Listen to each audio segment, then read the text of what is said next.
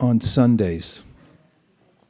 Of course, it's an opportune day because Sunday's usually a day off.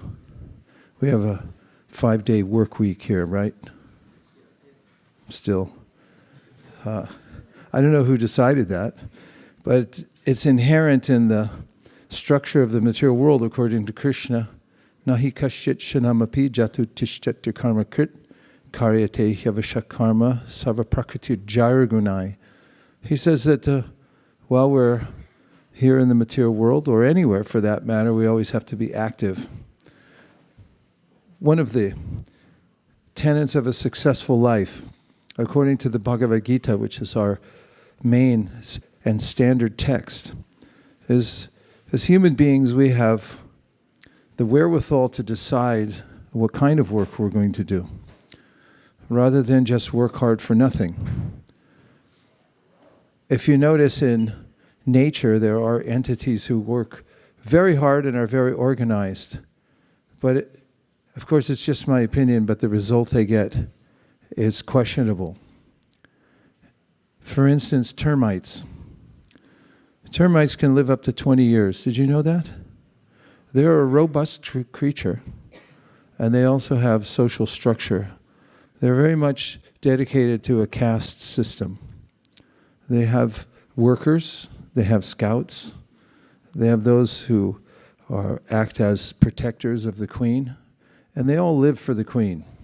Without a queen, the hive, the whole society of termites, ceases to be. What is the result? They eat wood. And the droppings they leave behind are practically wood, because that's what they eat. To me, that's a bleak existence. Working hard, supporting a queen and a hive, just so that you can eat somebody's house and eat wood. That's a very definition of what the Srimad Bhagavatam calls shrama, or hard work for a paltry result, to say the least. So the society was founded by a person who's seated upon this ornate seat called the Vaisesika as a representative of a line of teachers that have come down over millennia, many generations. The cohesive ideas are passed down from teachers to students who are sincere about the science. It's a heart-to-heart transmission and a lifestyle through which one can develop a sense of purpose in life and come to an understanding of what's most important. I would say that's extremely, let me just say, it's vital to know where we're going and why, to know our purpose. So the International Society for Krishna Consciousness is an educational organization. It's meant to give everyone education and therefore empowerment for making his or her own decisions about what's the most important aspect of their lives and to make goals to reach that. Otherwise, we may accept lesser goals and a less worthy path to tread in life if we don't have a clear idea about the highest goal. One of the fundamental teachings of the ancient books of knowledge called the Vedas, which culminate very conveniently in a couple of books that are easy to read. You don't have to read all the Vedas. They're quite extensive, and for many of them you have to learn Sanskrit. We don't usually have enough time to do all that in this fast-paced life. Before you know it, you're shot like as from a cannon out of high school through college, and then everyone expects you to get a job, right? Yeah. Where's the time to learn Sanskrit? Therefore, there are some texts to read. Of course, they are in Sanskrit, but they've been translated multiple times and in practically all the world languages. One among them is called the Bhagavad Gita. Interesting title, Bhagavad Gita. Bhagavad means God, or the all-opulent one, the one from whom all great qualities emanate. Not just all great qualities, all qualities and everything else. Janmadhyasya yataha is a definition of the supreme or the supreme personality of Godhead or God given in the Vedas, which means that from whom everything else emanates. Everything's related to that supreme whole. And Bhagavad refers to that source who's personal. And Gita means song. So there's a song you can sing, in essence, that brings you to enlightenment. It's very pleasant, isn't it? We like to keep a song in our hearts. Everyone does. It's hard to live without music, isn't it? Everyone listens to something. Does everyone here have some special kind of music they like? It's practically guaranteed. You can go anywhere in the world and ask. Because no one says, I never listen to music. It's almost essential for survival of the human spirit to hear music. Then the ancient Vedas say, well, what kind of music are you going to listen to? They say that the kind of music you listen to will determine the quality of your life and your destination. Simple philosophy. Therefore, what's presented in a concise form is called Bhagavad Gita. It's the song, when sung, when listened to, it takes you right back to your source. And what's the use of that? Let's talk about that. There are three qualities of the soul. When we say soul in Sanskrit, the word is atma. It means we have a self. That's why we have a sense of self. Everyone here has a sense of your family name, your country. Some of you are dual citizens. You have a sense of being a dual citizen. And this goes even into the species of animals. Dogs, if you haven't noticed, they like to hang out with dogs because they have a sense, those souls that are in the bodies of dogs, that they're dogs. Did you ever notice that? No? Well, let me explain it a little bit more. There's a park near where I live. I always wanted to live near a park. Now I do. And in the park, there's a soccer field, I guess it is. Well, people play there. It's an enormous field with grass on it.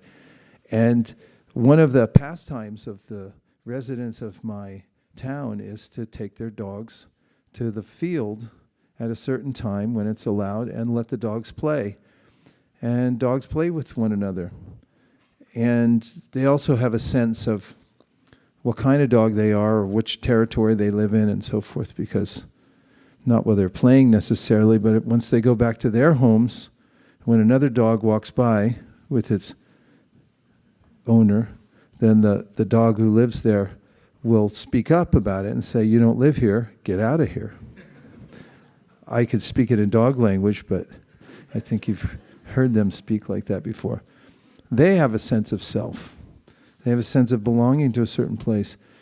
It's also in psychology called the id, or the ego, or a sense of being somebody, a person. I have an identity.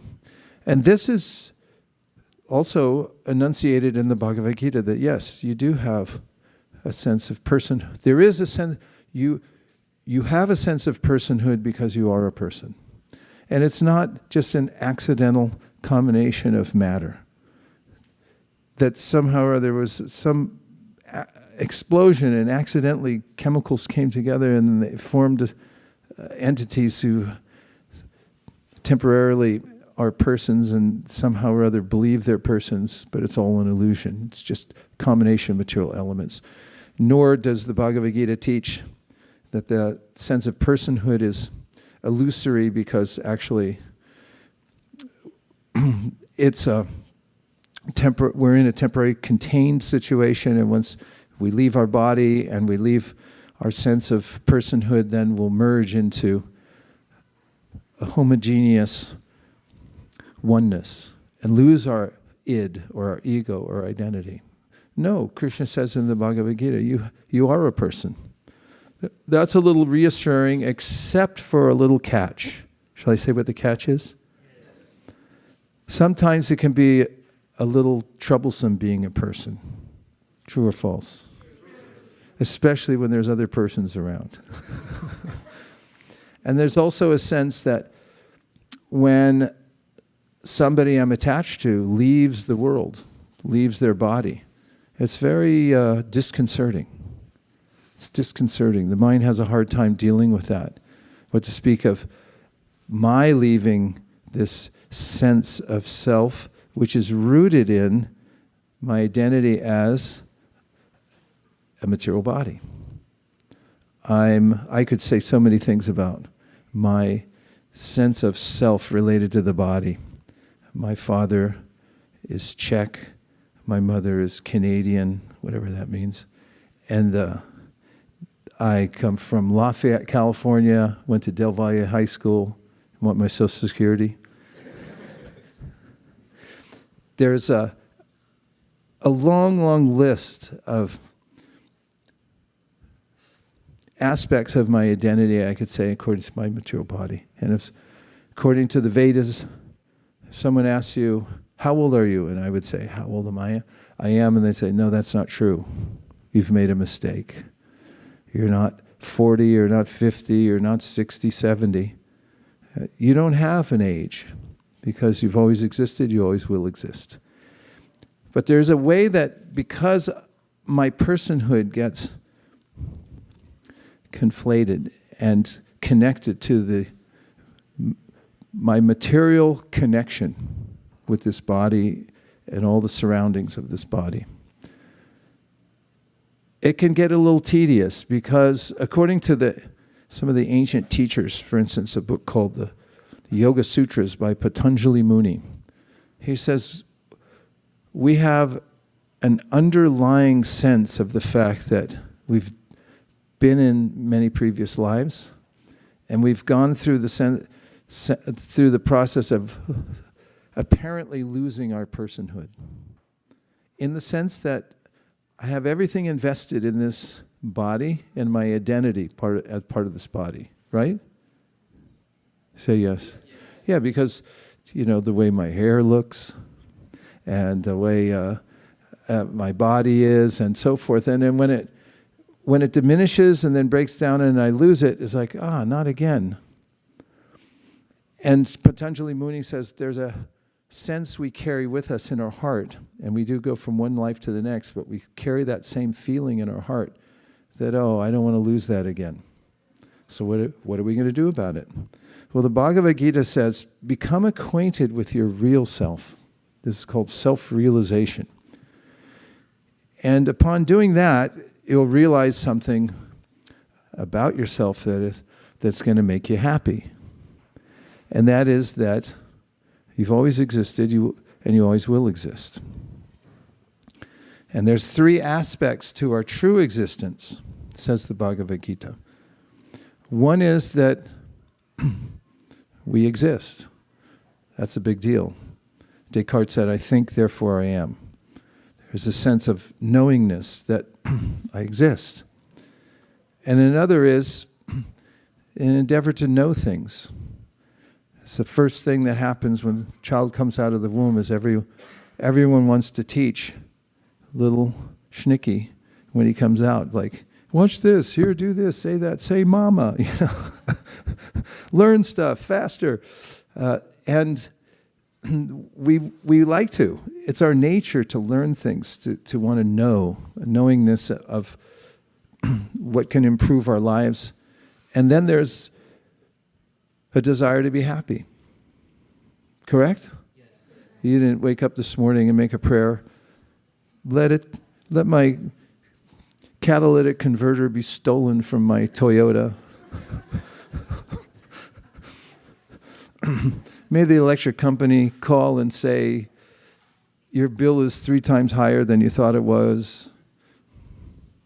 Let me stub my toe on the way to my interview. You didn't say that. In fact, we try to put as many preventative barriers around us so that we're not visited by misfortune. Does anybody have a trick to do that at your house? You're all smiling. Some of you are smiling. You have a little trick. Put Lakshmi Devi on your door. We always know when we're going in any neighborhood where there's an Indian, because there's always some talisman, Lakshmi Devi. Yeah, it's for good fortune, right? And then Americans will have a little horseshoe, rabbit's foot, poor rabbit, and so many other implements to stave off misery and the troubles of the material world. The fact is, we want happiness, we want knowingness, we want to be able to know, and we want to feel our existence. We want to know that we exist. These are the three fundamental aspects of our self. And you can examine yourself and see that these are prevalent in your life. That you want to exist. Every living being wants to exist. You can try it on a little bug like an ant. Ants are busy, busier than me. I like to subscribe to ant philosophy a little bit more. But if you impede an ant, don't hurt him, but just impede him for a second as an experiment and say, you can't go there. The ant will, what are you talking about? I'm going around. They're actively engaged in trying to stay alive and do their work. And if they see something come to threaten them, they'll run for cover and try to take shelter. So the Bhagavad Gita says, explore these three aspects of yourself and then cultivate those means by which you can come into full knowledge of yourself. You can come into having a full sense of your existence, and you can reach full happiness. These are called Sat, Chit, Ananda. It's the nature of the soul, and it's the nature of our source also, who is the reservoir of Sat, Chit, Ananda, and we just happen to be parts and parcels of that supreme whole. Just like a fire has sparks, and the sparks are also fire, but they're just tiny little parts. They're a scintilla of the fire, a little spark, tiny little fraction of it. So how does one come into this sense of Sat, Chit, and Ananda and experience one's real self and experience true happiness? And to also overcome fear that my existence will be extinguished. Well, the great teachers of the Vedas say there's a simple process, and it's called Bhakti Yoga. So what is Bhakti Yoga? The first and primary aspect of it is called Shruti. It's to hear. To hear, as I mentioned, the song of Bhagavad Gita. This is the sound vibrations that come from the spiritual realm, which are passed down to this world. And that's why, as I mentioned, our founder and primary teacher sits on this seat, because the person who imbibes that sound vibration and then makes it his or her occupation to teach it to others becomes a representative of the process of Bhakti Yoga. So what can we hear? There are two main ways that we can dedicate our hearing to the sounds that will bring us to this sense of our existence, of our happiness, and our knowingness. And one of them is a system of chanting a mantra. Man means mind, and tra means to deliver. So a mantra essentially takes you above the false identity of the self, that I am this body, and brings you into a direct awareness of your higher self in connection to your source, called Krishna, the Supreme Personality of Godhead, the source of all Sat, Chit, and Ananda, who's also a person, and from whom we emanate, and we're also persons. And the mantra There are many, many mantras, but there's a primary mantra. It's called the Maha Mantra. Maha means great because of the great things it does. And one who takes to the practice of chanting the Maha Mantra will notice it has a sublime effect. In any circumstance you're in life where you feel challenged, let's name some, where you feel overwhelmed, you feel sad, work with me, stressed, what? Angry. Yeah, let it all out, come on. There's so many ways in which we can keep naming them, and we all know about it. We all can commiserate on the break and say, yeah, you feel like that? I feel like that too. I'm sad, I'm sad, angry, hungry, etc., etc. These go with the territory when we have a material body. So how does one rise above this bodily concept where we feel overwhelmed by all these feelings? It's by repeating the Maha Mantra. So one may say, well, I don't believe that. And we say, well, that's the best part. Even if you don't believe it, it still works. It's very practical. There's a way in which when you start to sing the Maha Mantra, you'll feel lifted above the fray of the material world. And as a colleague, godbrother of mine said recently, while I was in India at a festival, and when he gave a class, he talked about this hearing process, especially hearing the Maha Mantra and hearing the next thing I'm going to talk about is transcendental literature. He said, it's noticeable that you feel better when you do it. And you can predict that if you don't do it, you're going to come back into the mire of all these other feelings, of feeling overwhelmed by the material nature, because the material nature is overwhelming. But there is a way to rise above it, as I'm repeating. And it's to chant, we say, as we say easily, chant Hare Krishna. You can try saying that. Chant Hare Krishna. It's one of the solutions. So anyone can do this. You can do it at home. You could do it at a community center. Where else could you do it? In your car? In your car? In the shower? On a flight? On an airplane flight? At school? On book distribution? If you're a fisherman, you could do it while you're fishing. Huh? You do it while you're cooking. Grocery shopping.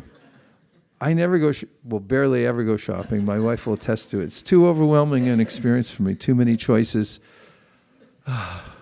But if I chanted Hare Krishna, I could probably do it more.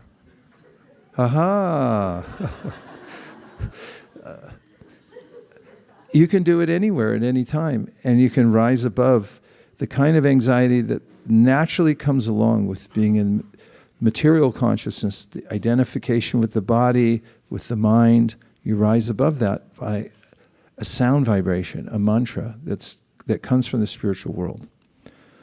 One can try this. There are two ways. One way is japa.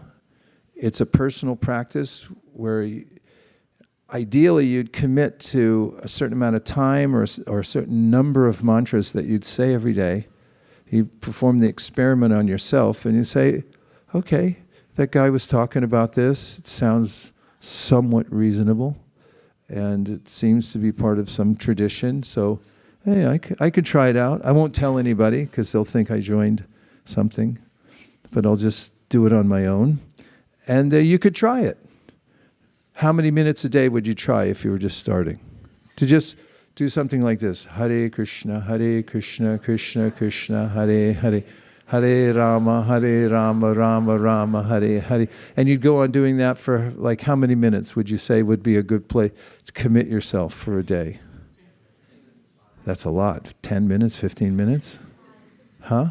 How fast does time go by if you're scrolling?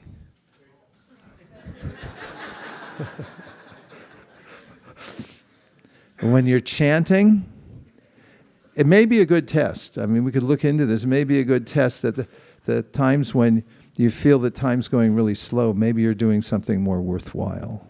It's possible in many cases. So one could decide 1 minute, try 1 minute, or maybe 10 seconds. That may be more reasonable because maybe it's hard to break into these things. So you start with maybe 10 seconds a day of trying. Let's see what it feels like at 10 seconds. I'll start when my second hand hits the 6. Are you ready? Let's try. Hare Krishna, Krishna Krishna, Hare Hare, Hare Rama, Rama Rama. Okay, you need 8 seconds. Could anybody afford 8 seconds in a day? Maybe. Because things are a little tight, right? But if you could afford 8 seconds in a day, that would be one Mahamantra going kind of quickly the way we do. So you could start there and just see how you feel about it. And according to how it feels and backed with information that comes from seemingly reliable sources, and there's a whole movement based on it, you could say, well, maybe I'll do it a little bit more and see if there is an effect. Sometimes when you take medicine, it takes a little while for it to act, right? Yeah. Sometimes, some things are longer than others. So that's something that you can do to start your spiritual practice. Start with 8 seconds a day. Chant at least one Mahamantra. And then the other practice is there's a couple of books that you can read. One of them is, as I mentioned, the Bhagavad Gita. The other one's Srimad Bhagavatam. May I tell you about the Srimad Bhagavatam? Okay, it tells about itself. And in the 3rd verse of the book, which has 18,000 verses, it says, Nigama kalpatoror galitam palam shukamukharam rita drava samyutam pibata bhagavatam rasamalayam mahur aho rasika bhuvi bhavukaha. Let me break that down. It's kind of interesting. And it offers us a lot. So it first says Nigama. Now Nigama refers to these ancient wisdom literatures I was talking about. They're called Nigamas. But what does the word mean actually? Ni means within, and Gama means to go. So a lot of places we can go in the world these days, right? So the material world, if you're just going anywhere for a material purpose, that is, well, just sightseeing, or you're going for a business trip so you can play your part as a termite, get some wood to eat, paper, plastic credit cards. All this is called not nigama, it's called something else. Durgama. Durgama means going to bad places. Going to places that make you feel less than you really are. You forget about your existence, you forget about your knowingness, you forget about your happiness, all the nesses. And you suddenly feel overwhelmed again. Just Durgama. In fact, there's a name for the whole world. It's called Durgachati. Durga. The whole world is called Durga. What does it mean? Durgachati. It means it's not only difficult to go, but when you get there, you're going to have difficulties. So that doesn't sound very good. So therefore, the Srimad Bhagavatam is a different kind of going. Is Nigama, which means what? Okay, only 3 people passed. Nigama means what? Ni means what? And Gama means? Yeah, going within. So Nigama kalpatoror. Now it starts to get poetical because kalpatoror means a tree that can give you whatever you want. Kalpa means like facilitate. It can facilitate you, and the word facilitate comes from Latin. It means to make things easier for you. Would you like that? Yes. No problem there. Kalpa taru, and a taru is a tree. So this is a poetical saying that what if you had a tree somewhere that when you needed something, anything you wanted, you go to the tree and just say, this is what I need. I need a cup of flour. And there you have a cup of flour, right? Now, just stepping back for a moment in the philosophy of Bhagavad Gita and Srimad Bhagavatam, we really have no problem per se, except that we don't know what's good for us. We don't have a problem per se, except we don't know what's good for us. And therefore, I may ask for the wrong thing when I go to the tree, right? That's a problem. If you ask for the wrong thing. For instance, if you go to a person who can give you, let's say you need money, and you go to a person who can give you for free, no strings attached, $10 million. That's so not enough, right? $1 billion. That's still a little short, but we'll leave it at that for rounding off the number. And then you go there and you say, I need a rubber band or something like that. And the person's like, he could have taken the $1 billion. So we're underestimating first of all, the power of the world to reciprocate with us and give us what we actually want. Therefore, we ask for things that actually keep us bound. In fact, there's a story that my teacher used to tell about a woman who lived a very poor existence. And for a living, she would walk a long distance. And she'd have to go down a steep hill to collect pieces of firewood to bring back to the village to sell. And it was hard for her to do that. She was getting older. And it was a long trek. And on her way up the hill one day, as she was bemoaning her hardships in life, she tripped on a pebble. And the wood that she was carrying on her head, it flew in every direction on the hill. Some of it started rolling down, and others were scattered so far because of the spill. And so, piteously, she fell to her knees and she prayed, "Oh my God, please help me." And she prayed so fervently that God appeared. I don't know which form, but some form of God appeared and said, "I'm here. I heard your prayer. How can I help you?" And she said, "Thank you. Could you please help me pick up these sticks and put them back on my head?" And there's a way in which I ask for something that's substandard again and again.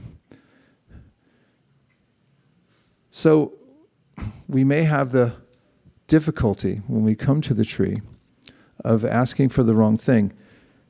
However, in this process I'm describing, which is very simple, it's chanting Hare Krishna and reading Srimad Bhagavatam, Bhagavad Gita, we'll be given guidance about what to ask for, so that tree that can fulfill all our desires will fulfill the desires that will actually make us happy. So the Bhagavatam says, Nigama kalpa toror galitam palam, shukamughad amrita drava samitam. And it describes the experience of reading the book itself as being that of taking the most tasty fruit you can imagine. What's the most tasty fruit you can imagine? Mango. What else? What? Pineapple. We need a little variety here. Apple. Fuji? Huh? Okay. Custard apple. Oh, yeah. Chiku? Yeah, chiku. I mean, there's so many fruits in the world. Peaches. I grew up with peaches because California, Lafayette, hot there, peaches grow. Oh, what a peach tree. We had one peach. It was this big. And practically it's not like the stuff you get in Safeway now. You know, I hope they're not listening. I could get a loss. Allegedly. And you get the fruit and it's so hard and you think maybe it'll ripen. 2 weeks later, it's not ripened and even the flies won't go for it. It was a real fruit. Back in the old days, we used to get real fruit. And it would be so juicy that, everyone in the world would be attracted to it. It's dripping. Practically, you'd only just drink it. It's dravya. It's so soft, semi-solid, that you can just drink it down, and the nectar's so nice. So then, reading the Srimad Bhagavatam, the Bhagavatam announces itself. It says that it's drava samyutam. It's perfect in all ways, and it's dravya. It's already semi-solid, so it's not hard to eat, and it's extremely sweet and tasty. Pibata Bhagavatam rasamalayam. So alayam means the demise or the destruction of something. Like the whole material world, there's what's called a pralaya. I hate to break it to everyone. I know it's a family show and it's Sunday, but the whole world gets destroyed eventually. And in fact, there's a constant process, if you haven't noticed, in your own house or environment of things falling apart and being destroyed. Have you ever noticed that? Leave your house for a while, you get an infestation of ants, termites, things fall apart, the wind, rain, how'd this get here? Mold, dust, everything. It'll all just fall apart, everything, body too, of a certain age, you can't maintain your sweltness, everything starts to blow out this way, that way. So this is alayam, the way things fall apart. So the Bhagavatam says, don't worry about it. World's falling apart. Your body's going to fall down one day. It says, what should you do? Keep drinking this. Pibata Bhagavatam. That just drink. And doesn't matter. Drink it until the alaya comes and your body just drops. And just make that your main thing in life. Do you know anybody who does that? Not with Bhagavatam, but with drinking other stuff. Is it? Some people are very dedicated to drinking alcohol. So this is an example of what I said before. If you drink alcohol, you're not going to get the same result as drinking the Bhagavatam. The Sri Upanishad says, Anyadevahor sambhavad, anyarahura sambhavad. Iti shushumadhiranam yenas tadvijakshe. It says smart people have analyzed the world. And they've come up with this analysis that if you drink alcohol, you're not going to get the same result as if you drink the Srimad Bhagavatam by reading it. They're very different. So you have to be a little educated about how to experience the best in life, the highest taste. So the last line says, Pibata Bhagavatam rasamalayam mahur aho. Rasika is a word that comes from rasa.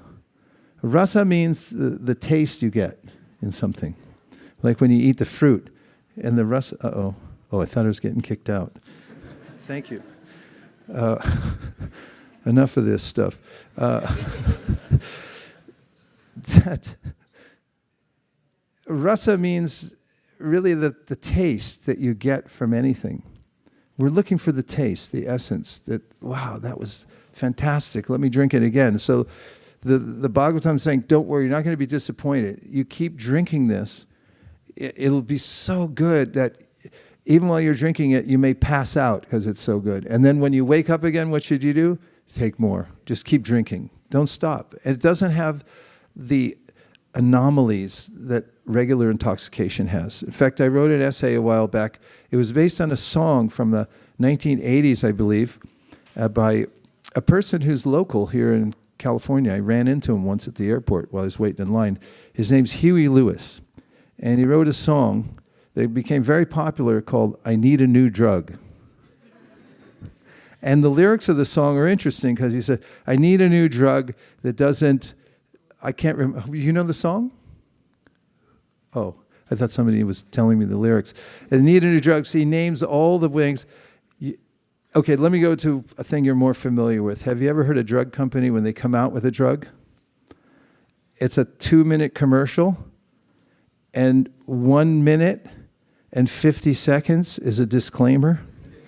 The first 10 seconds shows somebody driving a car and they're all happy and, the flowers everywhere. And then for 1 minute and 50 seconds, it names all the ways that it could kill you. And that your tongue could turn black. What do we have here? Oh, I want a new drug, one that won't make me sick, one that won't make me crash my car or make me feel 3 feet thick. I want a new drug, one that won't hurt my head, one that won't make my mouth too dry or make my eyes too red, one that won't make me nervous, wondering what to do, one that makes me feel when I'm with you. And it goes on from there. Thank you. Our research department is on it today. So we want that. Everyone wants something you take. It doesn't make your head hurt. You don't wake up and think, what did I do? Or, get pulled over for driving under the influence, any of those things. But there is a strong effect. There is a way that we feel lifted to the new level. That's why everyone's looking for some thing to take, maybe a new diet, maybe if I just exercise more. I need that machine. I put it in my bedroom and I'll sure do it every day. Right. And then there's all these ways in which we're trying to get to this Sat Chit Ananda. But the Bhagavatam says, just drink this. Pibata Bhagavatam Rasamalayam Ahur Aho Mahur Aho Rasika. So Rasika is a person who knows how to get a higher taste, a refined taste. They don't want the lower taste. They're like, don't give me that stuff. I don't want to see it. Right? They want the best thing. What's the best thing? Highest taste, best choice they could possibly make. That's who they are. They're Rasikas. Rasika. Ahur Aho Rasika. Mahur Aho Rasika Bhuvi Bhavukaha. So such a person is the person who will take to the process of self-realization called Bhakti Yoga, where we're not trying to negate anything. We're trying to get that taste of the highest thing that wakes us up to our real self, to the taste we've always been looking for. And in that way, the Krishna consciousness movement is based on this principle. It's very sophisticated philosophically. But when it comes to the practice, it's 8 seconds a day to start with what? Maha Mantra. And it's reading these, there's 3 books. Bhagavad Gita, Srimad Bhagavatam, and Chaitanya Charitamrita. And it's 3 books that you can just keep in your home and you read them every day. And if you do these 2 things, you'll start to live the life of a self-realized person, of a Rasika, and taste the higher flavors of life where you feel inspired and you feel lifted above the anomalies of the material world. Om Tat Sat. That's all I had to say as an introduction today. And I'm so inspired by the fact that we have this opportunity to chant Hare Krishna anywhere and everywhere, in all circumstances. And it's something that the great teacher of Bhakti and the poet, Bhaktivinoda Thakur, said, don't worry about happiness and distress. Don't worry about stock market goes up and down. Just be focused on chanting Hare Krishna. It's the one place where you can invest your time, energy, and you'll actually get a result. And read Srimad Bhagavatam, Bhagavad Gita, and Chaitanya Charitamrita. That's what our movement is. It's really simple. And then there are other aspects that are simply joyful, like eating. Eating is such a joy when you are eating pure food. Food that's been cooked with love, offered to God, and then you can sit with others. You can take it and feel spiritually nourished, as well as filling your belly and feeling strength and vigor in your body. So let's see if there's any reflections on anything that I've mentioned so far. Reflection just means one thing that you heard that stuck with you, that you would pass on to somebody when you walk outside the classroom and somebody grabs you by the arm and says, what was that guy talking about in there? What's the one thing that you would tell them? Yes?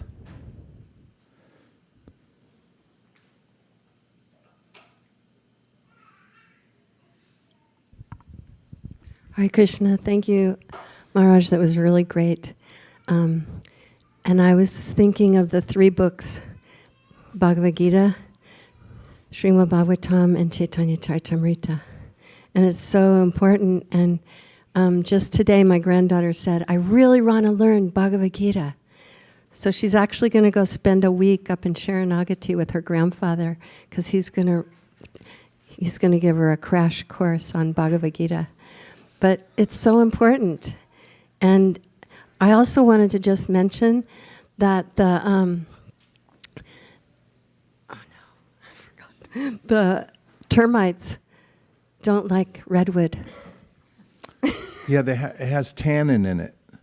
It's a kind of acidic thing. That's one of the reasons people build with redwood. Right. They took it all from the forests to rebuild San Francisco in the early 1900s because it's a good foundational wood because the termites won't eat it. Yeah, that's a good point. After the earthquake in San Francisco, everything burned down. So then they cut down all the redwood forests to build the city back again. We have a lot of redwood. They're growing back. They're prolific. Oh, that's good. You ought to know. You live in a redwood forest. Yeah, it's important to study the Bhagavad Gita. I'm doing it myself. It never gets old. It was really my start and my introduction to Krishna consciousness is reading the Bhagavad Gita. And then nowadays, I'm very dedicated to reading it every day. It centers my consciousness. I notice there's lots of advice available in the world today. Any bookstore, anytime you search YouTube, everyone's got some advice about, and much of it is, practical. Probably some of it is really good. But if you go straight to the Bhagavad Gita, you get information that is not only practical, but it's also transcendental. And there's a sense of fulfillment when you study the Bhagavad Gita. Even if you just take time to read one verse, two verses, or if you can get into the habit of reading more than that, for instance, like a whole chapter, even just the verses, but then if you can get into the explanations and the purports, oftentimes my feeling is if I hadn't have done this, my day would have been completely different. Or I wouldn't have been able to deal with the various tasks that I have to deal with today if I hadn't have done that. Okay, we'll take two more. Yes. And there's more online. Okay.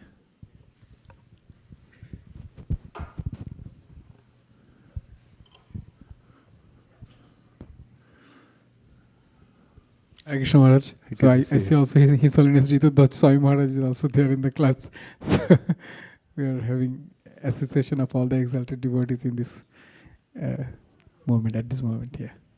Jitudha Swami Maharaj. Hare Krishna Maharaj, thank you for joining. Great to see you. Hare Krishna. Thank you. So Maharaj, you mentioned in the verse that Muhuraha Rasika Bhuvi Bhavuka.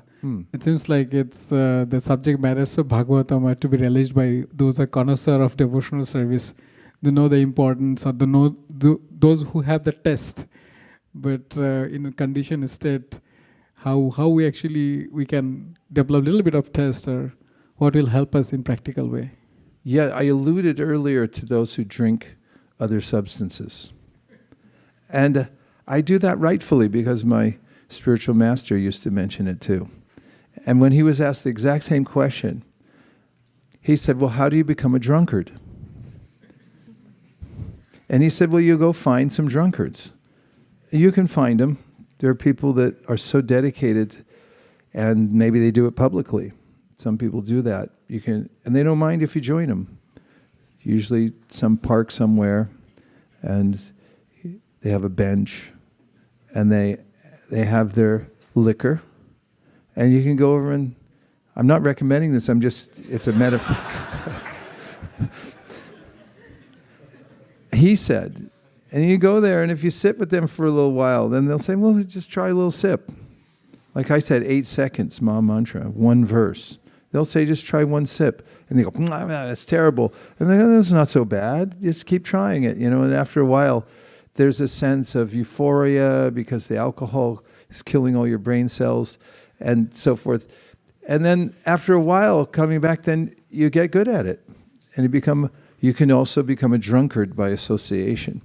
So that's why we have this. We come to regular programs. I just came from some of the most inspiring programs I've ever been to in my life. I just felt so uplifted. I was in, for example, Mayapur. And every morning there were devotees who have been practicing Krishna consciousness for 50 years plus, giving an hour-long class on the Srimad Bhagavatam. And just listening to those classes, I could feel directly, experience it directly, how I was benefited from doing that, from sitting in the class and just listening and being part of the assembly. Because when you get into assembly and everyone crowds in, I mean, people crowd in Mayapur. There's not so many seats and people come early. It's like people go to concerts. They'll go to see a musician and they'll camp out, or just watch a football game and they camp out overnight so they get in close. So when you're in an assembly of people who are getting there early, they want to be close, they want to hear the whole thing, it catches. We're so prone to the influence of our association. And so you become a drunkard by hanging out with drunkards. It's guaranteed you'll become a drunkard if you hang out with drunkards. And if you come spend time with rasikas, people who are relishing a taste of, okay, so somebody likes to read Bhagavad Gita every day. If you're around them, then all of a sudden you'll start reading Bhagavad Gita. I don't have a taste, but I do have association of people who do. For instance, I can remember a time years ago when I was traveling with my friend Satyadev Prabhu, and we had a pact that wherever we went, we would, that's the very juice, they brought me some. Wherever we'd go, we had a pact that every day we'd sit together and we'd chant a chapter of Bhagavad Gita. It became a phenomenon because we were going to many different communities, and sometimes we'd be in ashrams, and we'd, at our designated time, whenever we decided, because we were on a jet lag schedule, we say, okay, we'll meet at this time in my room, your room, or we had a shared room, and we'd sit down and we'd chant together a chapter of the Bhagavad Gita. So then we noticed that wherever people would come and say, well, what are you doing? What are you guys doing? And the next question is, well, can we sit here? Can we listen? Yeah. If you like, you can get yourself a Bhagavad Gita also, and you can follow along with it. And they thought, oh, okay. And it never failed. If we were there for more than one day, the next day there would be 3-4 people, next day 10, 20, 40, 50, 60. And everyone comes around and is like, what are you doing? I want to try it too. So when you have association with at least one person who's dedicated and has a taste, you can just hang around and do what they do. Try to be there when they do their thing. You'll also do it. You'll pick up the same habits. And that's why we have the International Society for Krishna Consciousness.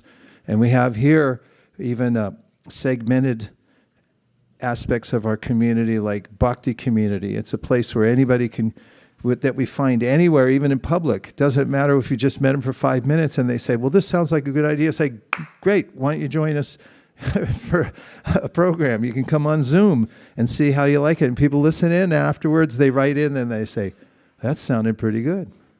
I like the taste. And pretty soon they become rasikas also. They won't settle for the lower thing. They don't want to drink something that you can ignite with a match. They want something that lights up their soul and that they feel happy, actually happy. Vrindasevika, where's there? Please. Hare Krishna Guru Maharaj. I had the same point as Kaladvi Prana Prabhu had about Rasikas. So we are so fortunate that we have so close. We can stay to those people who have taste and who can share it. Like it should be the goal of the life to stay closer to such people and make all arrangements, accommodations to stay as long as possible. I like your point about fortune. It's a point that Chaitanya Mahaprabhu makes also in one of the poems that he wrote about the chanting of Hare Krishna. And he called called it the opening of the white lotus of good fortune. Doesn't that sound nice? Hits the ears nicely. The white lotus of good fortune. When you chant Hare Krishna, when you read Srimad Bhagavatam and so forth, the white lotus of good fortune opens in your life. People want to know, where does good fortune come from? Working harder. Some people work 3 jobs. Good fortune, maybe not so much. Other people, it comes to naturally. Where does it come from? Real good fortune comes from the spiritual platform. And you get it by chanting Hare Krishna and hearing Srimad Bhagavatam and the other books we mentioned. Okay, then we have Bhakti Kennedy. Is that right? Yes. Okay. Oh, there's a whole Hare line up Krishna there. Dandit. Okay. I'll be quick since we have a line.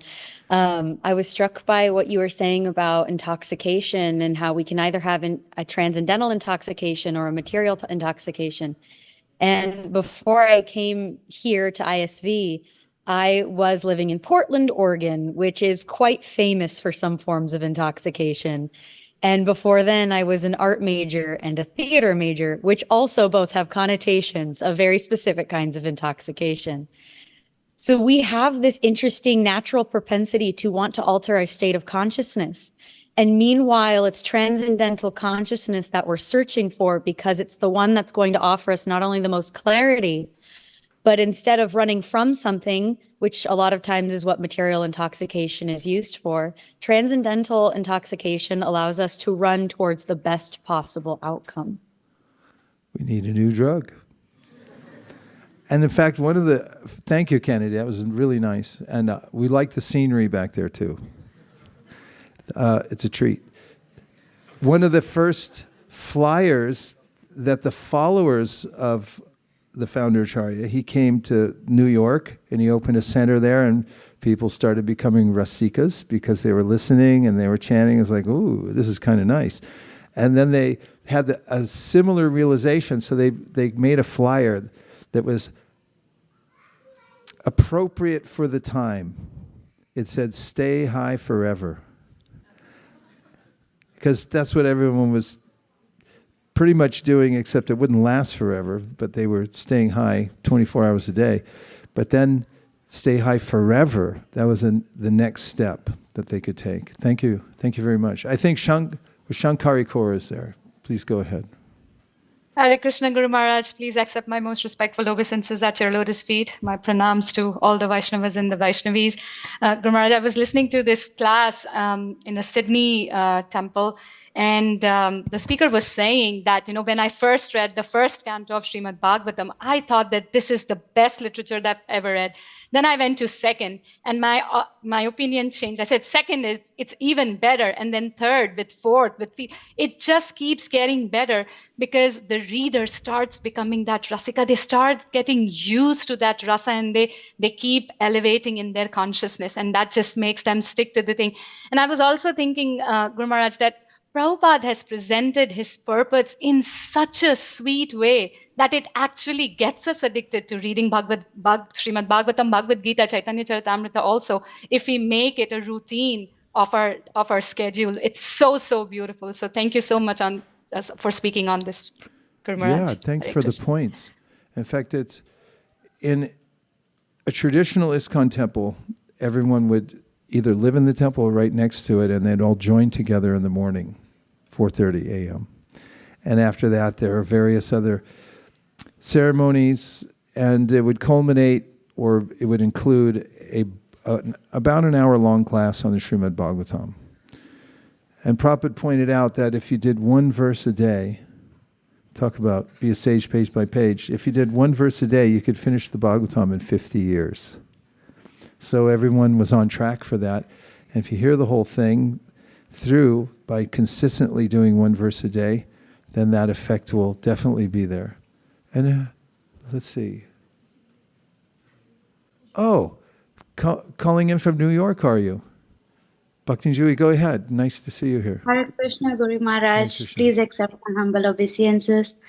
I actually, when I do book distribution, I did meet one small girl, and I showed her the picture of the soul transfer. And I just told her, like, once you're done reading it, you just start all over again and you keep doing this forever for the rest of your life. So she was like really happy, and like her mom was like, no, no, no, we don't need this. But somehow she got it. But then like I also see like some people, they're like, oh, I have the book, but it's very difficult for me to understand. So I feel like, what would you tell them in that case? I can really relate to it.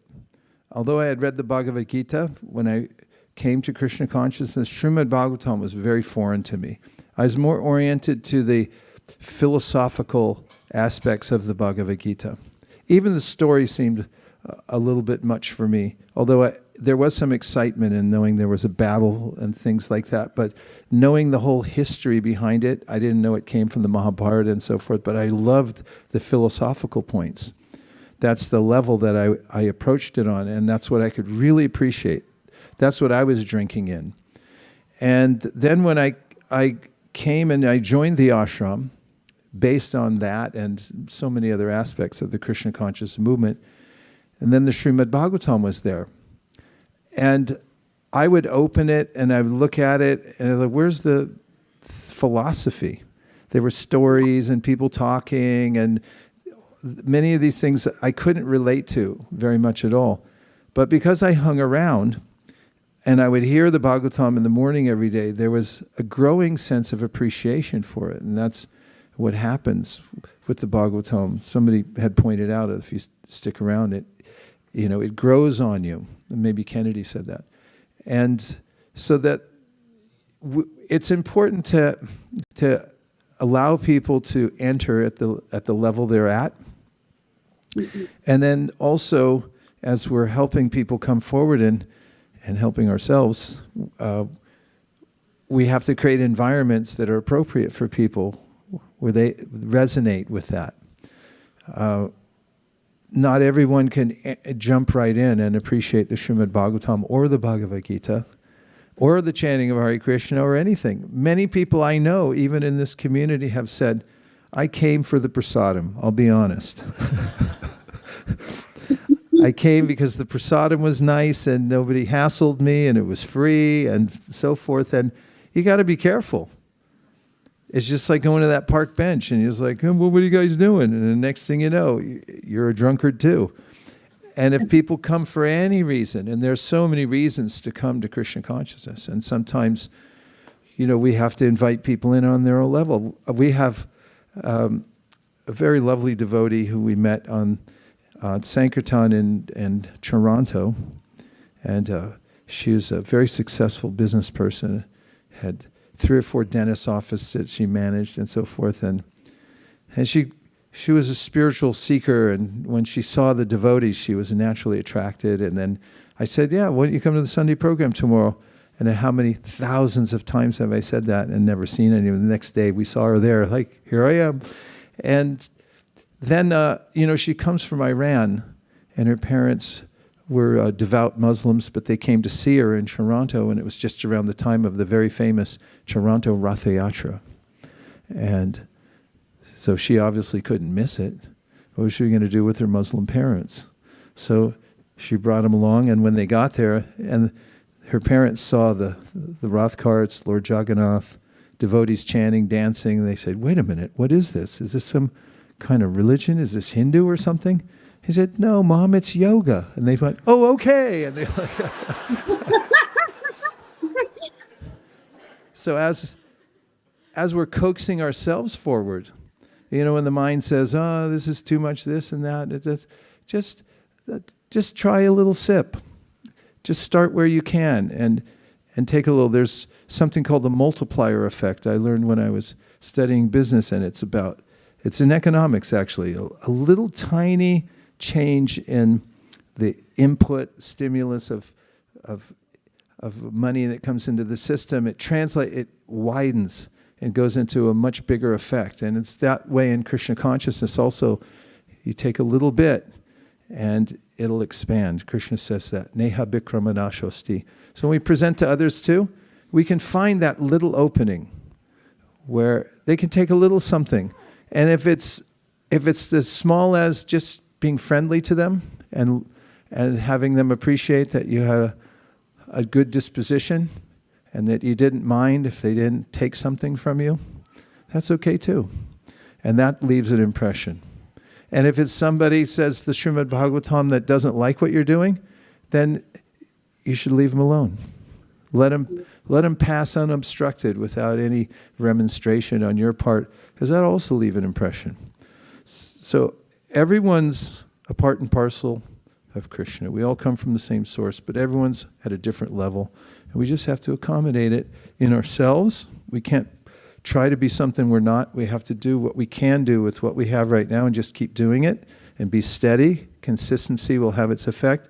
And with others, when we invite them to come closer, you have to become expert at finding out what level can they start at. What one little thing can they appreciate. Let the multiplier effect take hold in their lives and it will grow. So with that, let's, if you all agree, it's a democracy here, we vote, that we could try a group chanting of the Hare Krishna mantra. Yes. Okay, only one person raised their hand and it was more like this, so I don't know what that's about. Be careful these days with this politics. Okay, let's try it out. Namo Vishnu Padaya Krishna Preshtaya Bhutale Srimate Bhakti Vedanta Swami Namane Namaste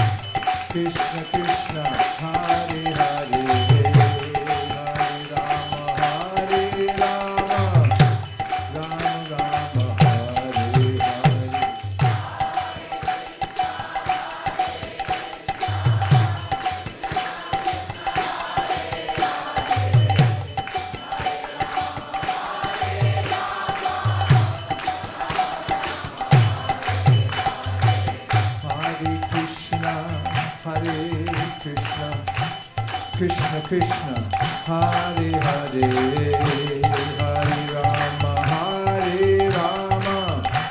Rama Rama, Hare Hare.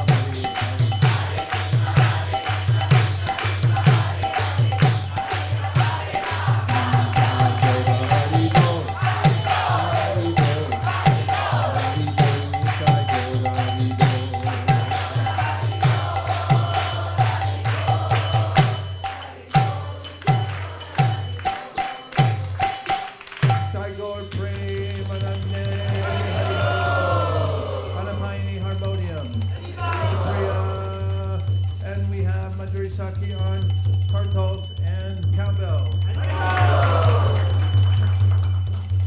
Bhagavad Prana on the Matanga. For the Hare Krishna singers. For everybody in San Mateo County, where are we? Where? Everybody in Santa Clara County. Everybody in the Bay Area. All over America. All over the world. Haribo! Haribo.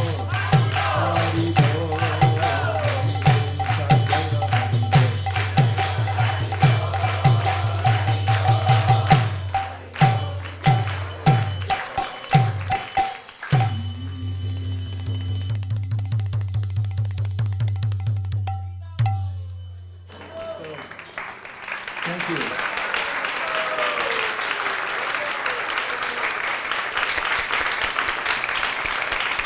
Now, we have the best part of the Hare Krishna movement. It's the Hare Krishna dance party. And never miss a chance to dance. That's our admonition, our mantra. Never miss a chance to dance. Life's so full of duties. And if you can dance a little bit, some you can only dance in your mind, but let yourself go. It's part of the yoga process. When Lord Chaitanya Mahaprabhu was in Varanasi, he taught his followers how to chant and dance in public. And there were a lot of sannyasis there from a stodgy old school, with this idea that you had to sit in a corner somewhere and study these really terse verses from the Vedanta, and you couldn't go outside, you couldn't look at flowers, couldn't listen to music. What kind of life is that? Eat a little, just untasty kitri, no spices. And then when they saw Lord Chaitanya dancing, they started criticizing him, and they said, what is this this is not spiritual life. Spiritual life's austere. You're supposed to do nothing and just be by yourself and think of nothing. And they were criticizing him until they met him. And then their hearts changed, and they realized that his philosophical backing was so sound, and that he was so effulgent and joyful and humble all at the same time, and they all started chanting and dancing. So everyone can do that. We're not obligated to live a dry life. You can dance. The best way is to put your hands up like this from time to time, and if you move a little bit, any of the cares, anxieties, troubles you have, like birds, they'll just fly out of the cage. And you won't have them in your heart anymore. Krishna will take them away. And if you clap a little bit, but only clap if you know how to keep time. Otherwise, just do it in your mind. Then the birds, they get, of anxiety, they fly away. No, you can clap anyway. It doesn't matter. It's a free-for-all. So Sunday is a dance party. This is the culmination. So here's what we're going to do.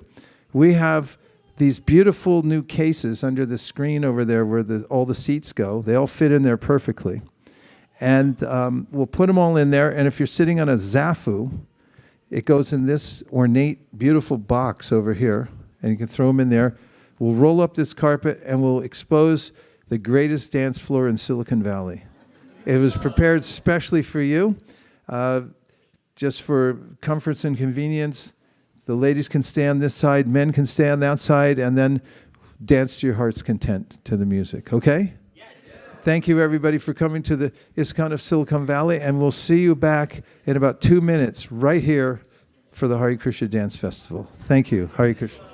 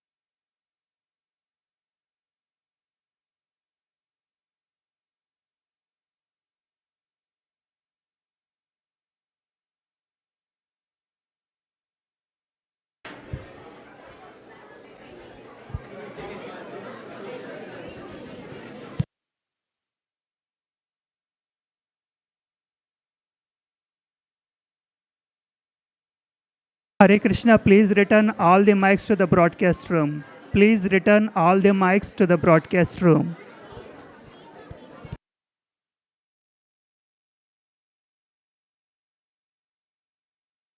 Hare Krishna Mataji. Amazing presentation by Aditi. Thank you for all the blessings. Loved it, yeah. I was like, I didn't know the categories of gopis. I had to learn from her. No.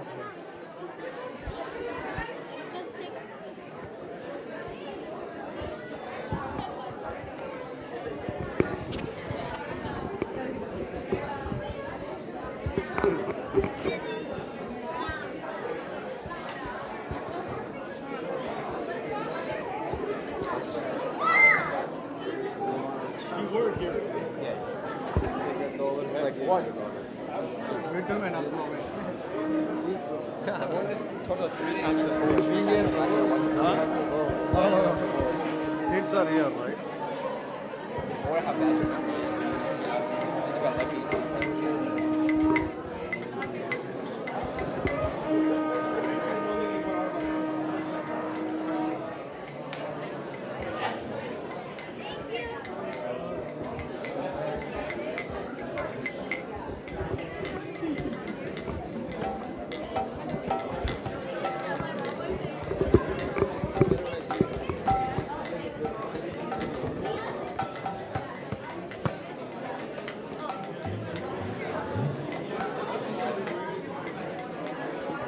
everything is on, Maharaj.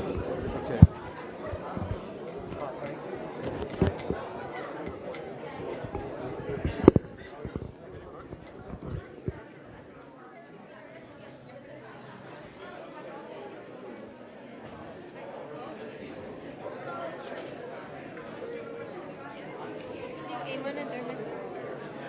Okay. We'll start with, we'll do the first go through. I will just do it regular. We'll talk about other ways later.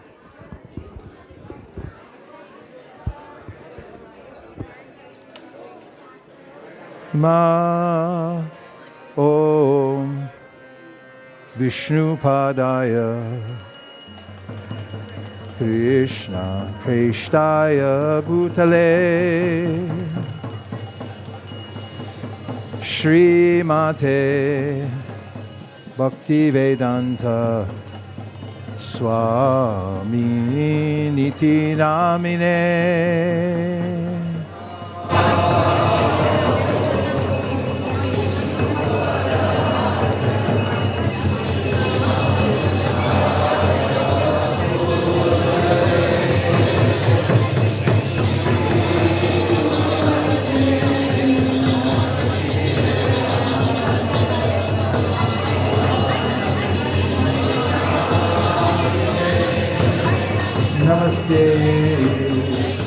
Saraswati Devi Hari Vicharine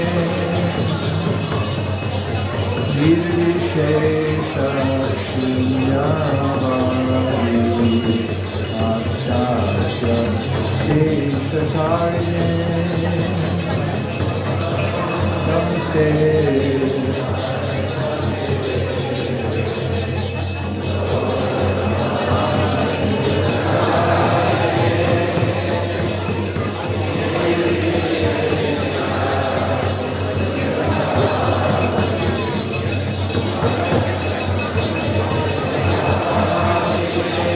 Jai Shri Krishna Chaitanya Prabhu Nityananda Shri Advaita Radha Shivakari Gaur Bhakta Vrinda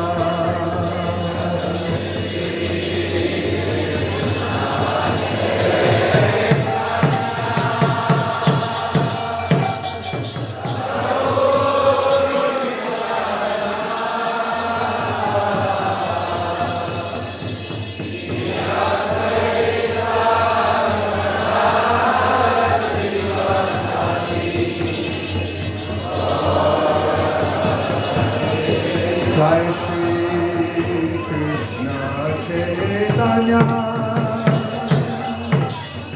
Prabhu Nityananda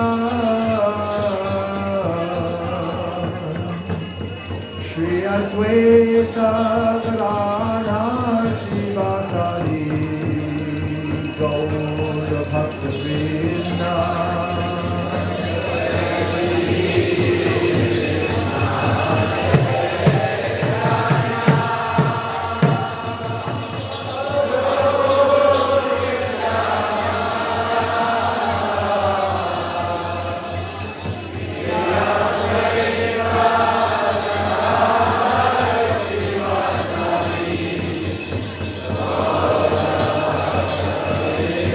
Jai Shri Krishna Chaitanya Prabhu Nityananda Shri Advaita Radha Shivakari Gaura Bhakta Vrinda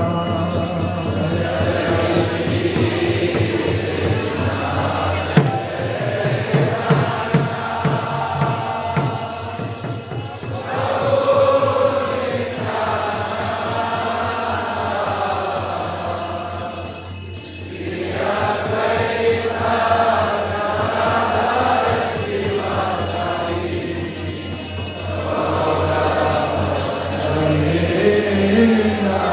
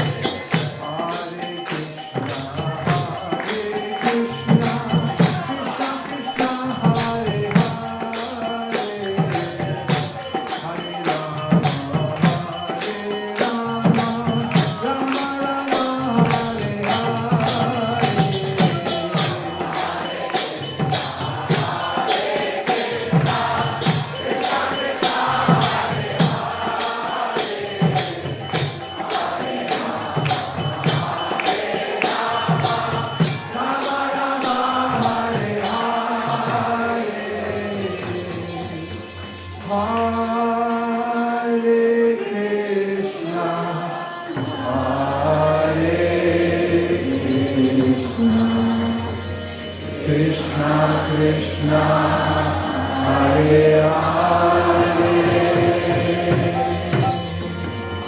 Hare Rama, Hare Rama, Rama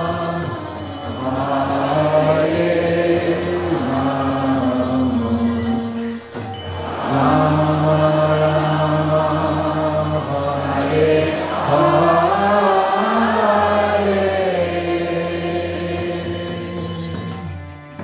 Jayom Vishnubhad Paramahamsa Parivadikacharya Stotarasthi Shishiniman A.C. Bhaktivedanta Swami Maharaj Srila Prabhupada Ki Jai. Jayom Vishnubhad. You can either stand, it's fine to stand. Please, when I say stand, everyone goes down. Okay. Stand or bow, it's up to you. It's saying either way. Jayam Vishnupad Paramahamsa Parivajikacharya Stotarasthi Shishiniman Srila Bhaktivedanta Saraswati Goswami Maharaj Ki Jai. Ananta Goti Vaishnavini Ki Jai. Namacharya Srila Haridas Thakur Ki Jai. Prem se Gaho Shri Krishna Chaitanya Prabhu Nityananda Shri Advaita Gadadhara Shivasri Gaura Bhaktivinoda Ki Jai.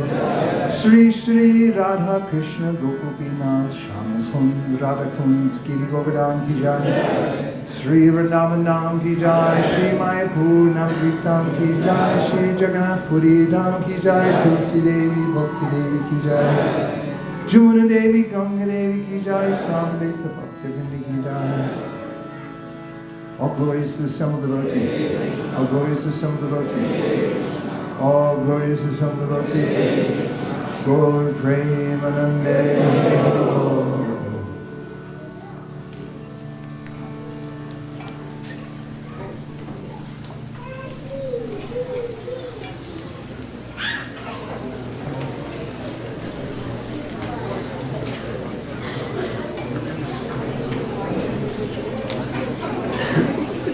Our next worship will be of Lord Nrsingadev. Nri means human and Sringha means lion. So Krishna comes, as Prahlad Maharaj says in his prayers, in various ways to do good for the world, and especially Lord Nrsingadev came to protect his devotee Prahlad Maharaj. When we pray to Lord Nrsingadev from the Srimad Bhagavatam, we hear that the devotee's main prayer is, please remove any material desires from my heart. The source of all trouble is material desires in our heart that keeps attached inordinately to this body and this world and prevent us from giving our whole heart to worshiping Krishna, which is the cause of all happiness. So we're going to sing a prayer that's from Jayadev Goswami. The introduction is Gita Govinda, a very esoteric book about the pastimes of Radha and Krishna in Vrindavan, but he starts by emphasizing the great avatars of the Lord who come here to protect the world and protect his devotees. And in our Sampradaya, Lord Nrsingadev is very prominent as the protector of the devotees and of their high values for worshipping Radha Krishna in Vrindavan. So now we'll join together for this. Who's singing?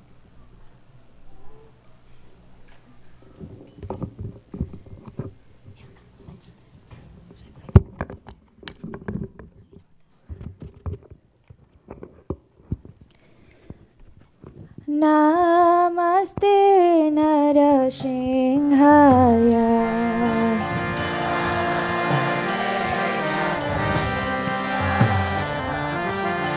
Namaste Narasimhaya.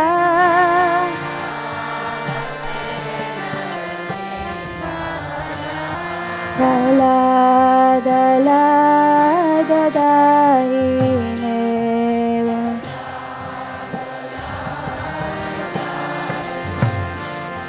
Hiranyakashipu Vakshaha.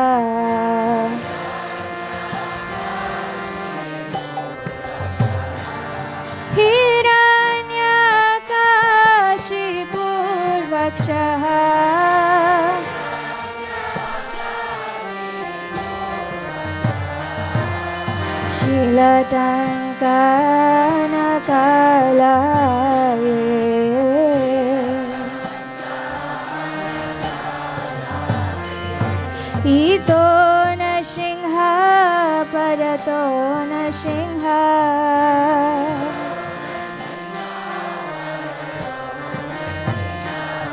ito Nrsimha Parato Nrsimha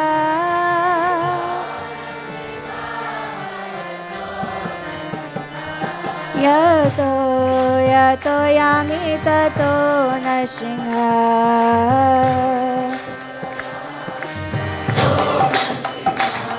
Yato Yato Yami Tato Nrsimha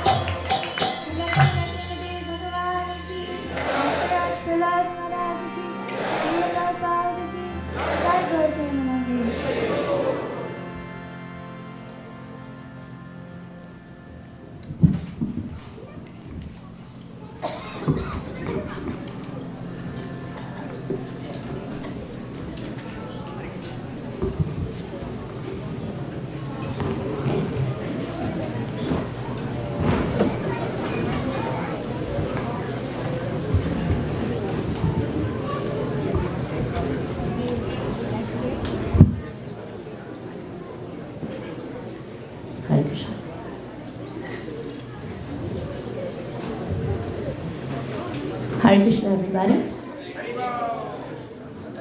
Thank you so much, Ansupriya, for giving me a chance to be here. Everybody's wondering what am I doing here, why I'm here. Before I go to what and why, I'm actually going to tell you a story. We all love to hear stories, right? So this was almost a decade ago, and one of my good friends, who's also my colleague at work, she was talking to me and she said that her daughter, who goes to one of the elite schools in Bay Area, she had a friend, and both of them were classmates since kindergarten to 12th grade. Now, they both also got into the best top-notch college. So everything was great. In the top-notch college, this particular college has different levels of admissions, like level 1, level 2, level 3, level 4. Now, her friend did not get into level 1. She probably got into level 3 or level 4. Unfortunately, she took some extreme measures. Now, when I heard this story, and I was just thinking that, what kind of education system do we have now? Where's everybody going? What are we trying to achieve with our kids? Making sure they work so hard all their lives, right? Now, we all absolutely would believe if I said that high schoolers are the most stressed people in the universe, right? They are so much stressed, just unimaginable. We have His Grace Vaisesika Prabhu. He wants to establish a stress-free education institution.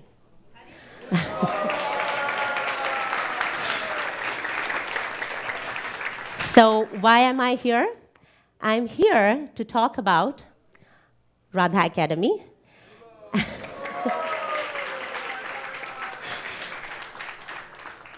Now, when I said that the kids are going to be stress-free, parents, don't worry, they're going to learn very good academics too.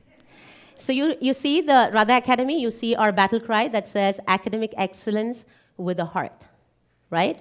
So we will have the best academics so the kids can excel in academics, and also with a heart. Super important, right? Now, so you see the tree, this is our logo. The tree is standing still and sturdy because of the roots, right? What is the root that we have to give our children so they will be able to be strong and still in their lives, right? That is spiritual cultivation. A child who has been exposed to, has been cultivated with good amount of spiritual knowledge is going to be very strong in their lives. Now, when you look at the branches actually show, talk about different skills that we think of. What are the skills we want our children to achieve, right? What is it that we want them to be perfect in, like social, emotional, physical, mental, right? And all this, so they will be well balanced in all that. When a child has a strong spiritual cultivation with all these wonderful skills, he or she will be able to contribute to everybody in the society, right? So you see the canopy. Canopy is actually showing us how the tree contributes in its own way, and a child will also be able to contribute to the society, right? So we have this wonderful spiritual cultivation with the fantastic academics that we're going to have in our school. His Grace Vaisesika Prabhu's vision is just not having one Radha Academy. We want to have it globally. Why? Because we want to create the best children, the best families, the best neighbors, and the best citizens in the entire country and the world. But the lucky thing is that the first Radha Academy is going to be in Bay Area. So you're all very fortunate to be the founding members. So we have a survey for all of you to do. So there's a table set up, and we have some of our Sunday school kids who are sitting there. You just have to go and click on it. I will also be sending the link in all the WhatsApp groups. You just have to click on it, and you will be able to get a link. We would love to hear from you. Thank you so much. Hare Krishna.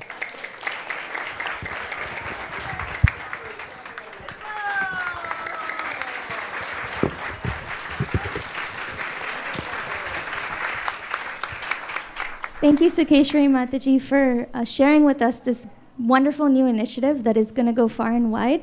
And we welcome you all to ISKCON of Silicon Valley on this bright Sunday afternoon, evening, and we're very happy and glad to have you here. We'll have the main announcements for this program, but please stay back because we have an exciting weekend coming up next week, and Hansapriya Mataji is going to give us some more information, so please hang back. We'd like to thank Vaisesika Prabhu for giving a wonderful class today.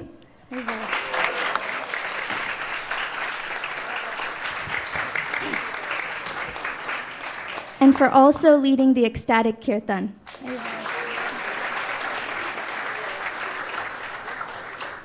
By a quick show of hands, how many devotees are here for the first time at ISV? Please raise your hand so we can know where you are. Welcome. Welcome, Prabhu. Welcome, quite a few people. For all our newcomers, we'll chant together. Hare Krishna, Krishna Krishna, Hare Hare, Hare Rama, Rama Rama, Hare Hare. If there's anything that we can do to make your stay here more comfortable or answer any questions, myself, Akshay and Nitai Prabhu here, if you could raise your hand, Prabhu would be glad to help you. We also have a lot of newcomers who sometimes appear invisible, but I promise you they're there. They're on Facebook, YouTube, and so many other channels. And we thank Ramanand Saka Prabhu for all the infrastructure to bring them to ISV virtually, and we thank them for their presence. Haribo.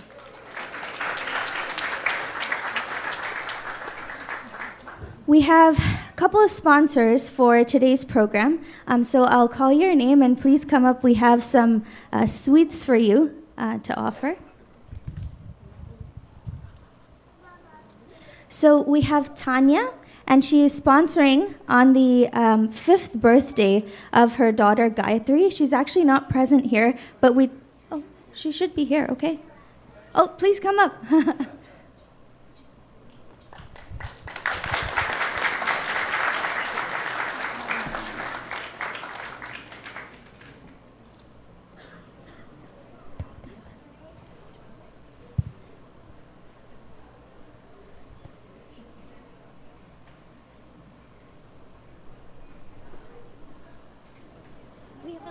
We have a small gift for you. This is a Maha sweet from the deities. Is there anything you want to tell us on your 5th birthday? Say hi. Hare Krishna.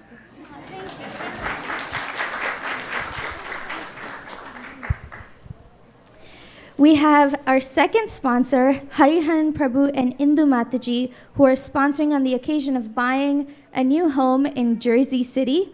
They are also said to not be here in person, and I think that's actually true. But we will thank Hariharan Prabhu and Indu Mataji for their sponsorship and bless their new home. Haribo.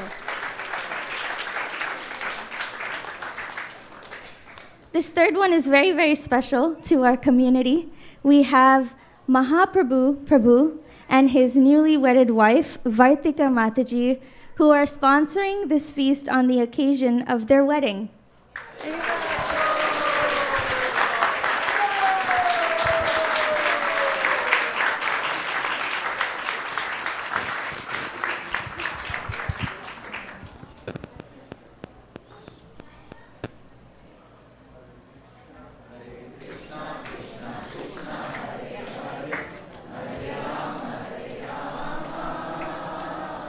Please say a few words.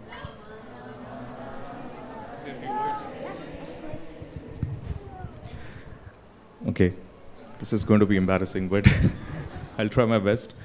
So, really, really overwhelmed with all the wishes and all the kind words that all the devotees put together. Vartika is a new addition to the community, so.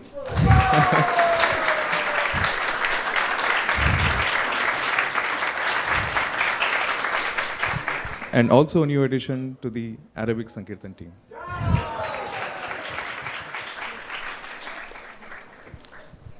We really seek blessings of all the devotees so that we can grow together in this wonderful community.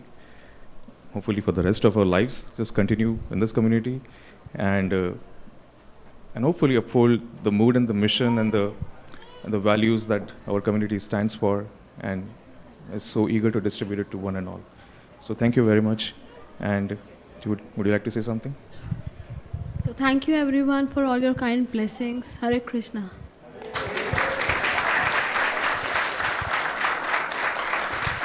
Haribo.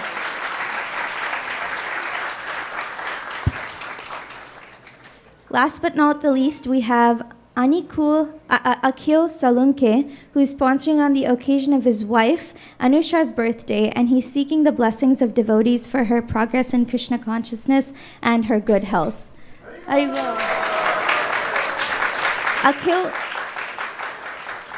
Are you here? Oh.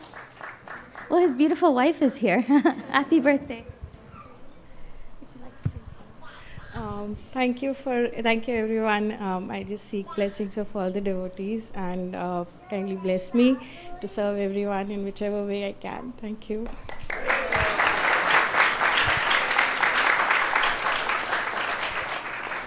Just a quick announcement about Prasadam before Hansapriya Mataji's festival announcements. Prasadam is being served outside. We have two lines. The left side is the custom line. The left side is the ready-made line, and the right side is the custom line. I should know this after maybe 50, 60 times. But after the Prasadam players, please head outside. You are free to honor Prasadam inside the temple room. But we have another program at 7 p.m., so we request some support to clean the temple room to set up for that program. Thank you very much. Hare Krishna. So, who knows what we have on next Sunday? Gaur Purnima. Are you all excited? Haribo! And we are so grateful that we have a beautiful, beautiful Srimad Mahaprabhu deity here. And he's so mercifully putting his hand out and giving the mercy. And on top of that, we have Vaisesika Prabhu in town. And we look forward to the Krishna Katha and reading.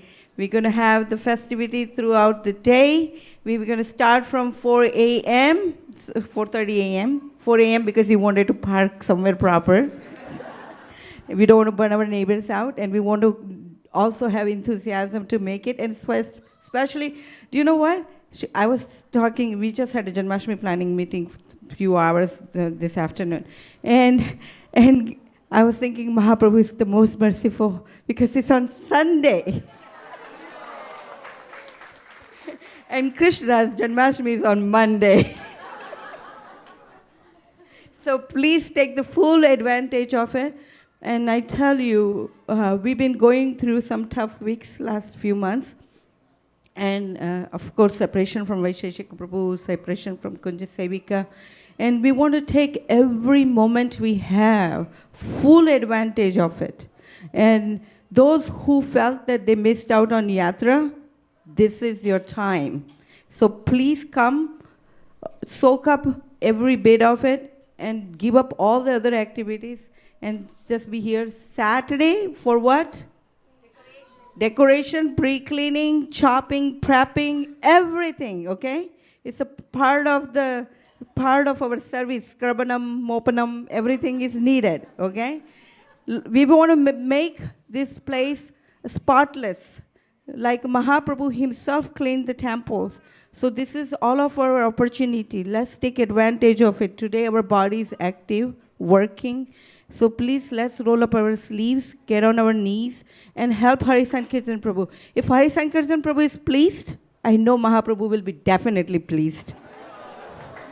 And I'm telling you, this is the true statement. You don't want one WhatsApp message from him saying why these pots are here. That's the goal. Okay? So please come forward. We need lots of hands. We do also welcome the sponsorship. And of course, if you can't do anything, please be here on Sunday without missing it. This is the purpose of ISV. We keep this place open for you. So please take advantage of it. Hare Krishna.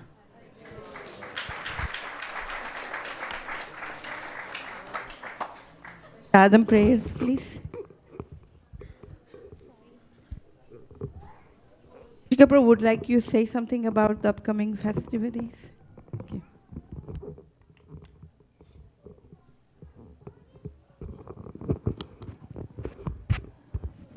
Yeah, life's no fun without festivals.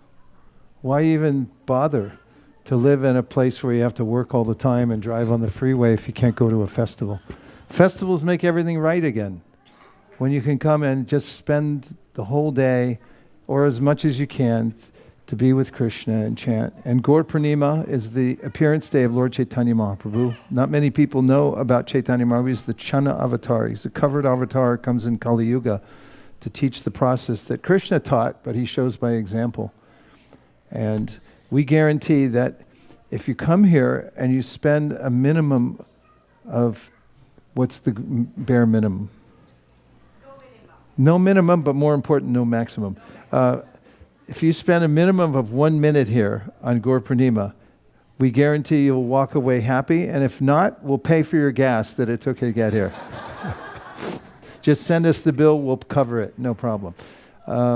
Also, I'd like to wish Priya Kishori a happy 25th birthday. We celebrated on, which day was it actually? Tuesday? March 12th. Priya Kishori, as you see, she's become the voice of ISV. She's been here since she was a little baby, sitting there in the corner reciting whole chapters of Bhagavad Gita by memory, memorizing whole chapters of Krishna book and so forth. And she and her illustrious husband, Shrad Vihari Mukunda, have been examples of those who go through their whole childhood, are productive in all different ways, academically, professionally, and most importantly, as examples of those who are steady in their practice of devotional service. From our hearts, all of us wish you the happiest 25th birthday. It's a big milestone. And you're just such a beloved figure here, and now the two of you together here at ISV.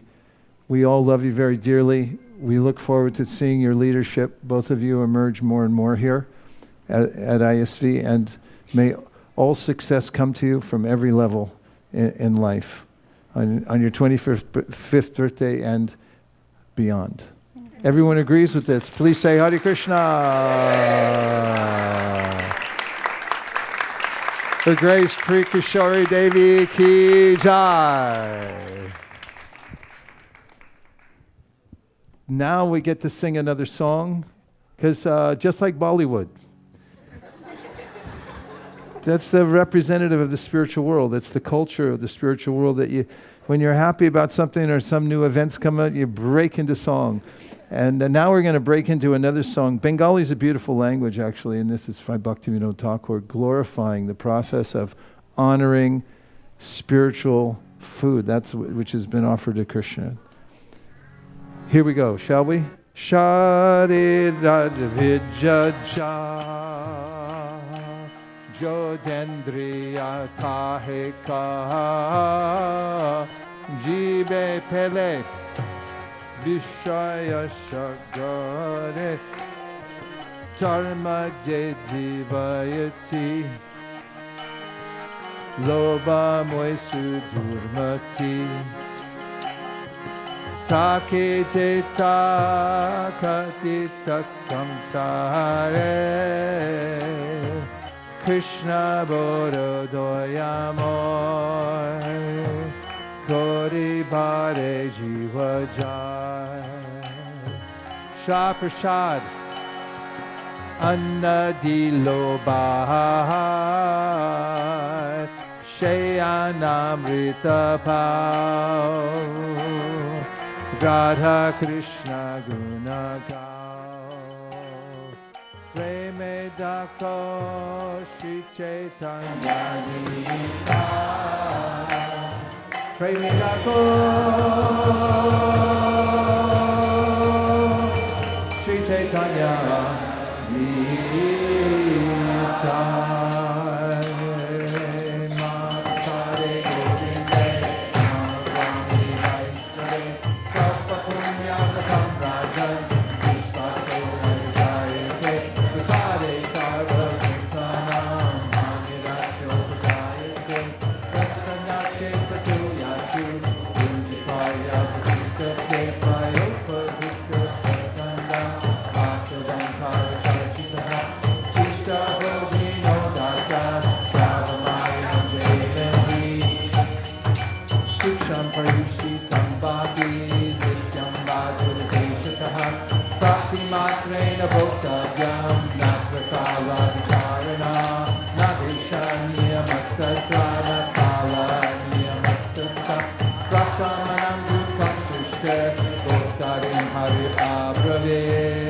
Bhagavad Shri Mahaprasad Ki Go Premanande Nitai Gaura Hari Bo Hari Bo Hari Bo Nitai Gaura Hari Bo